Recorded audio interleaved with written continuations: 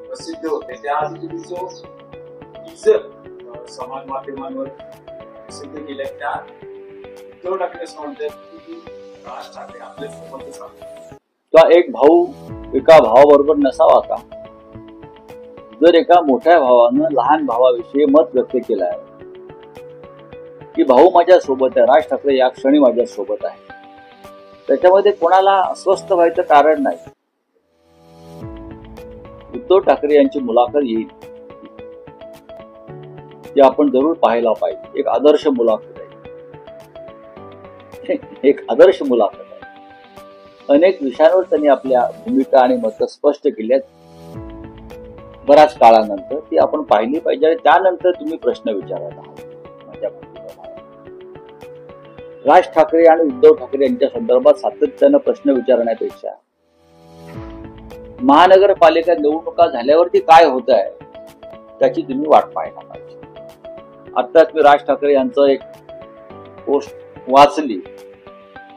ती वाचल्यावर सुद्धा तुम्हाला त्यातले अर्थ आणि संदर्भ कळायला पाहिजे. एकीकडे उद्धव ठाकरे वारंवार भाष्य करता आहेत, दुसऱ्या बाजूला राज ठाकरे हे सबुरीने येऊ द्या ना. शिबिरात त्यांच्या कार्यकर्त्यांनी आग्रही उद्धव ठाकरे असं आहे.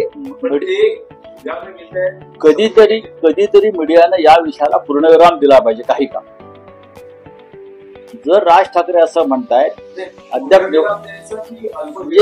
निवडणुका जेव्हा जाहीर होतील तेव्हा पाहू, म्हणजे निवडणुका होईपर्यंत त्यांनी अल्पविराम दिला पाहिजे या विषयाला. तुम्ही रोज प्रश्न विचारून उत्तर तेच मिळणार आहे.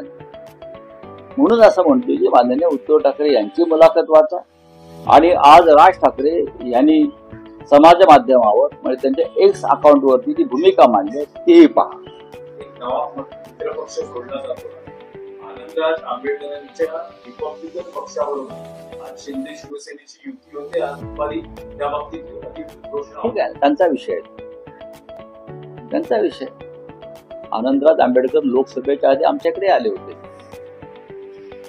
आमच्याशी चर्चा झाली होती. ठीक, प्रकाश आंबेडकरांचं ऐकलं जातं एवढंच मला माहिती. आनंदराज आमच्या सगळ्यांचे मित्र आहेत, त्यांचा एक स्वतंत्र पक्ष आहे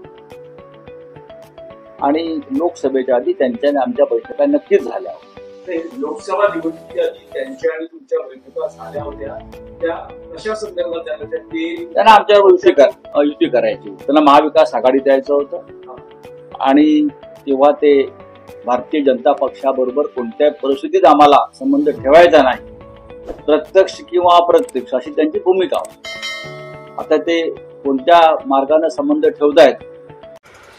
नवीन घडामोडी पाहण्यासाठी आजच आम्ही मुंबईकर 24 तासला लाईक करा, सबस्क्राईब करा आणि अपडेट रहा.